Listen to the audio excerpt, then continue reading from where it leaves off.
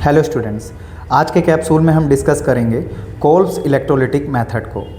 Kolbe's electrolysis most important organic reaction है symmetrical alkene को form करने के लिए।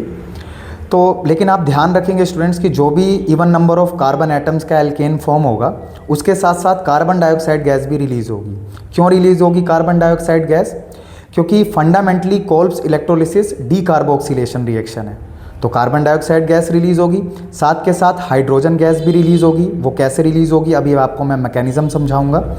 और उसके साथ सोडियम हाइड्रोक्साइड, अगर आपने सोडियम एसीटेट लिया है रिएक्टेंट के तौर पर, और अगर आपने potassium salt of carboxylic acid in aqueous medium लिया है तो पोटेशियम हाइड्रोक्साइड फॉर्म होगा।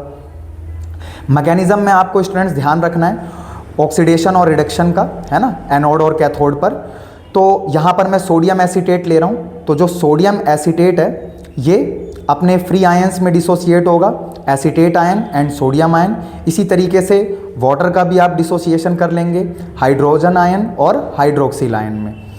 ये जो सोडियम एसीटेट का आपने फ्री आयंस में डिसोसिएशन किया है जिससे कि आपके पास एसीटेट आयन आया है, ये acetate ion at anode electron lose कर क्योंकि इसका ऑक्सीडेशन होगा तो इलेक्ट्रॉन लूज कर ये एसीटेट फ्री रेडिकल बना लेगा। और acetate free radical further convert होगा किसमें? Methyl free radical and carbon dioxide gas में। तो आपके पास CO2 गैस तो आ चुकी है, आगे समझते हैं। अब आप ध्यान रखेंगे स्टूडेंट्स, क्योंकि आपके पास मिथाइल फ्री रेडिकल आया है तो ये जो मिथाइल फ्री रेडिकल है अकेला तो रह नहीं सकता, एक और मिथाइल फ्री रेडिकल के साथ मर्ज होकर CH3 single bond CH3 symmetrical alkane आ चुका है आपके पास, मेन प्रोडक्ट। ठीक है, तो C2H6 आपके पास फॉर्म हो चुका है और कार्बन डाइऑक्साइड गैस रिलीज हो चुकी है। अब आप ध्यान रखेंगे कैथोड पर क्या होगा? कैथोड पर रिडक्शन होगा। तो जो हाइड्रोजन आयन है इलेक्ट्रॉन गेन करके ये हाइड्रोजन एटम में कन्वर्ट हो जाएगा और हाइड्रोजन एटम का फर्दर कन्वर्जन होगा हाइड्रोजन गैस में। लेकिन आपको ध्यान रखना है कि करण भैया यहाँ पर 3 प्रोडक्ट तो हमारे बन चुके हैं, 4th प्रोडक्ट क्योंकि मैंने सोडियम एसीटेट लिया है तो सोडियम हाइड्रोक्साइड आएगा।